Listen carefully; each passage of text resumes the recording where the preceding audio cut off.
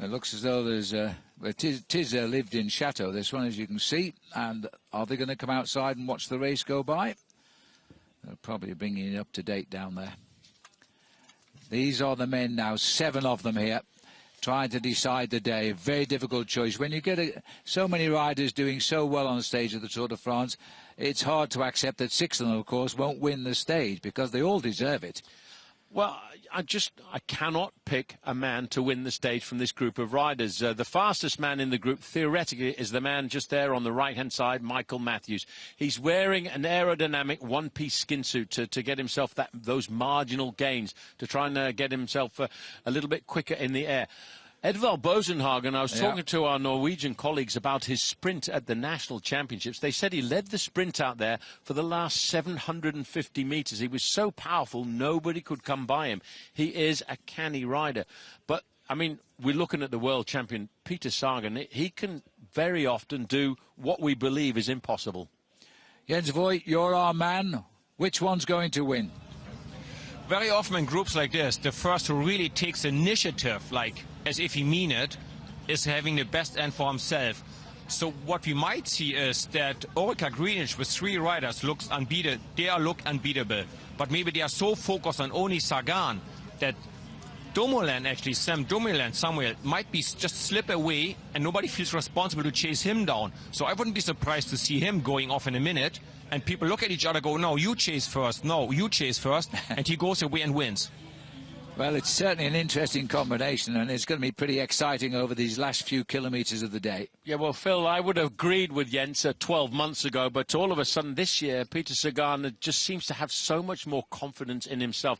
And once he sees those little attacks coming, he knows he's not going to get any help from anyone else in the group, so he will take the responsibility of chasing those groups down in person. Well, he's got rid of the so-called jinx on the World Championship jersey. He'll be going under 10 kilometres, 6 miles to the finish, because Peter's had 7 wins this year. There he is. You can never tell what he's thinking because he never looks around, he never twitches, he just gets on and you just don't know what he's going to do next. Well, Luke Durbridge now is the rider just in front of Peter Sagan, and he is sacrificing himself. For Luke Durbridge, a great individual time trialist, Phil. I think his game now is aimed at the bottom of this final climb of the day. He's just going to keep it nice and hard there to set it up for what he will believe is going to be a victory from his teammate Michael Matthews. And Matthews still got the advantage of having the South African rider in the breakaway, his teammate Daryl Impey, with him. Well, this is the town of Revel where the race finishes, but we do a little bit of a circuit to locate the San Fariol climb before we come back for the finish. We don't go through the finishing line as far as I know because the town is so narrow with the streets that we can't really circumnavigate it. And so we're leading through now with Luke Durbridge driving at the front. Sagan's going to have to watch these blue jerseys and they may start to counter-attack him using their riders. Well, the man, I think, who might make the first move is the rider there with the Norwegian flag on his back, and that's Edvald Bosenhagen. They won't want to carry the Frenchman to the finishing line because Samy Dumoulin has got a very fast turn of speed. He is renowned as a bunch sprinter. He's won a number of races in the past, including 3 victories so far this year. So we're leaving town, which means we're not very far away from the start of this climb. Now, the climb is quite steep, but it's only 1.8 kilometres, and it's much steeper than the actual descent over the top, which will bring them into town. It takes us up to a height of about 1,178 feet. We're on the climb. It's got a maximum gradient of 8.3%. Now, wait for the move.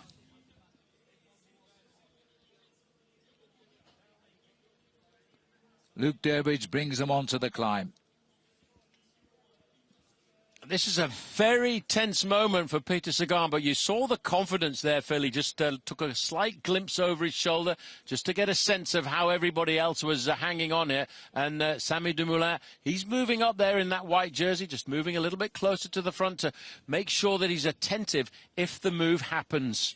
Greg van Avermaet at the back here is in a perfect position to sprint from that back and attack before the summit. So too Samy Dumoulin, the smallest man in the breakaway, and I think the smallest man in the race, actually.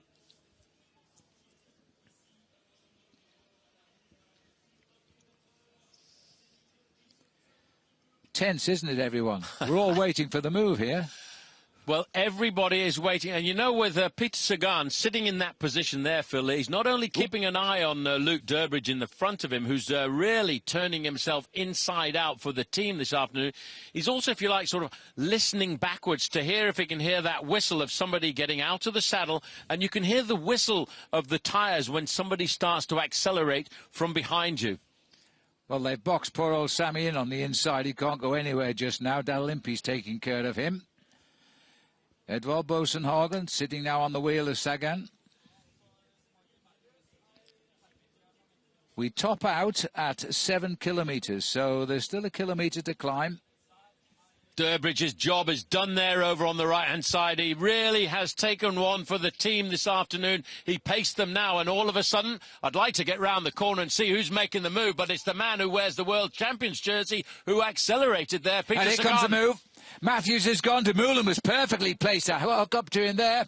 Now Sagan's got to chase him down and get on the wheel. There's no shelter for Sagan behind Dumoulin. Well, you know what, Matthews, I think just a little bit too nervous. Look at the confidence of Samy Dumoulin. He responded to that immediately, but floating around, Peter Sagan has responded straight away. That's Daryl Impey who's made the move. You can't make too many moves. It was Daryl Impey, in fact. And so they were trying to soften up Sagan with that move. That's Daryl Impey because Matthews is still on his wheel. Well, I think this afternoon, Michael Matthews has said, right, well, I'm just going to follow around on Peter Sagan here and see what happens. But see the rider in the red and black jersey moving forward a little bit now. That is, in fact, Greg van Avermaet zigzagging. Peter Sagan doesn't want all the responsibility. Another move comes from Orica. And this, again, is the move by Daryl Impey, and the second one it is as well, and they're making Sagan chase him down. Nobody else is helping Peter Sagan. But like I told you, Phil, Peter Sagan nowadays has got so much more confident. He's the world champion. He's won some big races this year, including the Tour of Flanders. A year ago, he might not have chased down these moves, waiting for somebody else to respond, but now he says, I'm the world champion, I'll take responsibility, and he closes it down in person. Well, they are doing exactly what they should do here, Orica.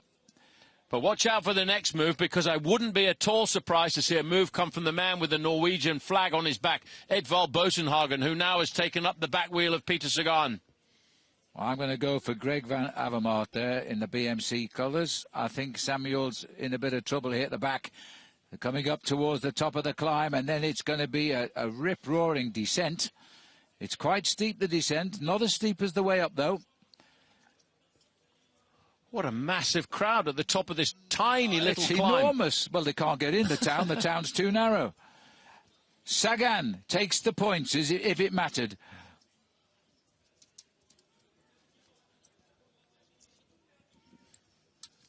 Now then, they've got Peter Sagan on the front, and they're not going to go past him. Matthews has had a very good climb. He's kept himself in a perfect position to win this stage. But it's so difficult to win from a group like this. So bear in mind that the attacks came thick and fast from the very first climb of the day, the Col d'Envalira. And one of the most aggressive riders on the first climb of the day was the man who's in first position still in this leading group, Peter Sagan, the world champion.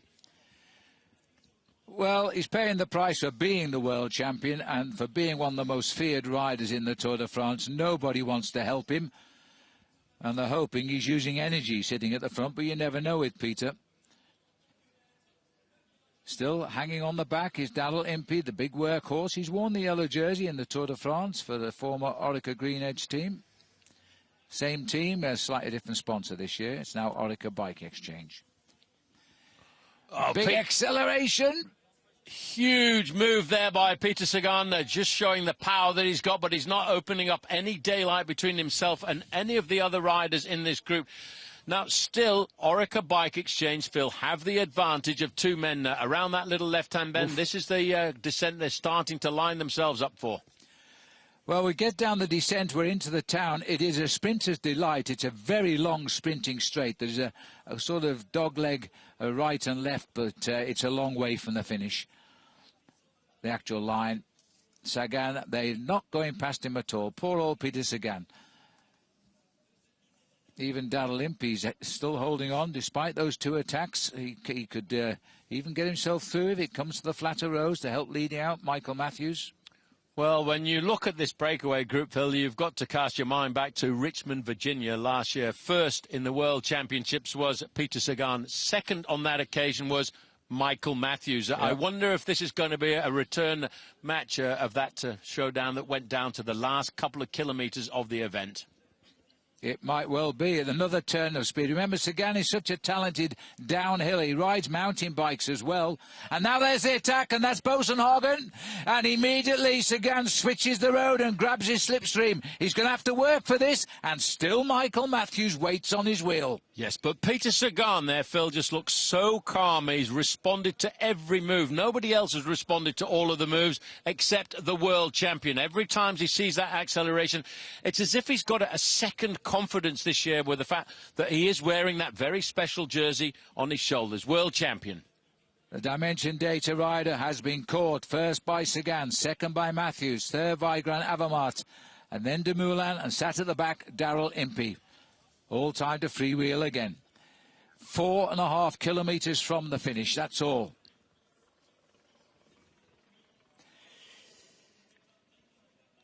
If it comes to a finish shoulder to shoulder, all odds are equal.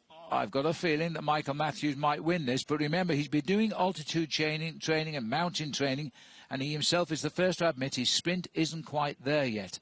We'll see if it is today. Well, the most experienced rider in the group, Phil, is Sammy Dumoulin. He's 35 years of age. He's been a professional since 2002, and he will see this as a magical opportunity to try and outfox everybody else. He'll be attentive right now.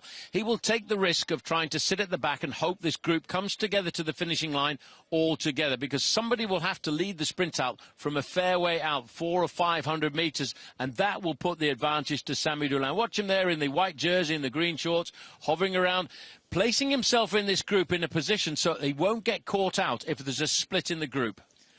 Well, the only riders who never won a stage of the Tour de France in this breakaway are the two riders in blue from Orica Bike Exchange. Unless you count the team time trial at Nice a couple of years ago. And here goes Daryl Impey. He's gone to the right of the road. Now it's up to Sagan again. Sagan quickly trying to get on, but he's having to fight for this one. Matthews holds on to the wheel of the world champion. They're doing exactly the way it should be done. But yes, Sagan is up for it. 3 kilometres to go, Phil. Did you see the confidence, though, of Peter Sagan? He will respond to everything. He knows he's not going to get any help from any quarter in a breakaway situation like this. And he says, right, any move that goes, it's got to be me. I have to nail it back, which is why I think all of a sudden maybe Orica Bike Exchange are not feeling that confident with Michael Matthews. And that's why they're throwing these attacks. If Michael Matthews has got anything in the engine room, he maybe has to take the risk this far out from the finish line to also try and surprise Peter Sagan.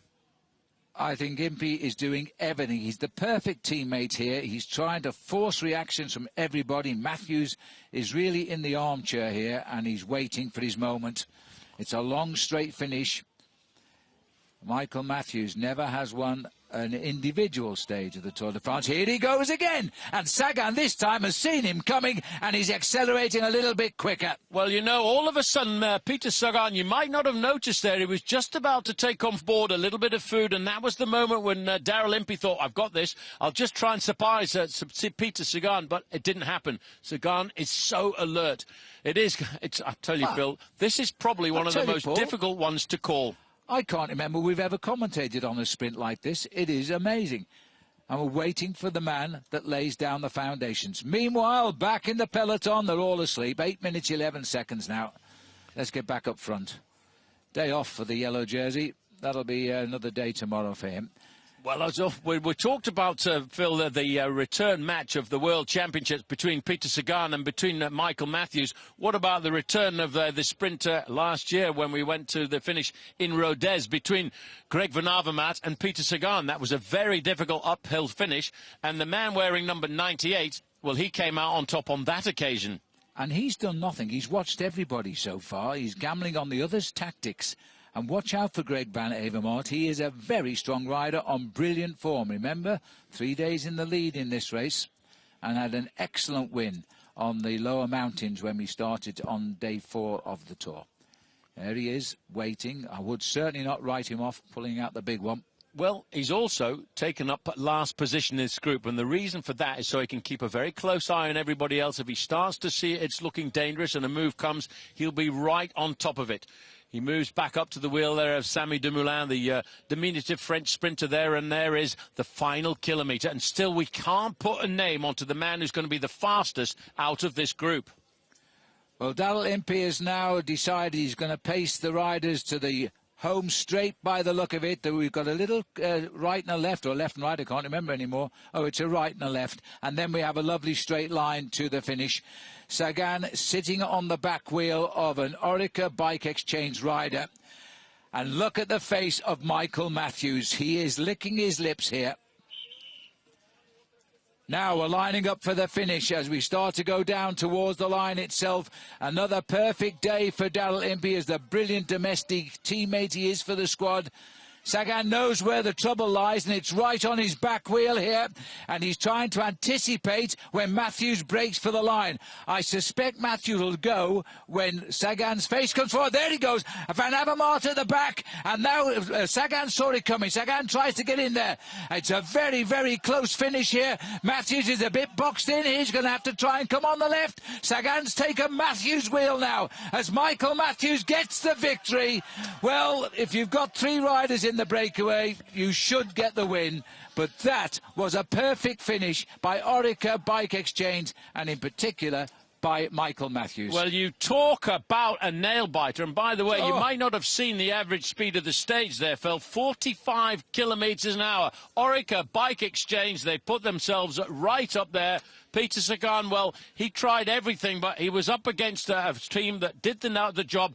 And what about this man coming into the finishing line now? Durbridge, a smile all over his face because he knows that having three men in that breakaway, they had to win the stage this afternoon, and he knows that he was part of doing the job this afternoon. He'll be delighted when he hears the news as he comes up here. He's waiting to smile or cry. He doesn't know quite what it is yet. Now he smiles. Somebody's just told him.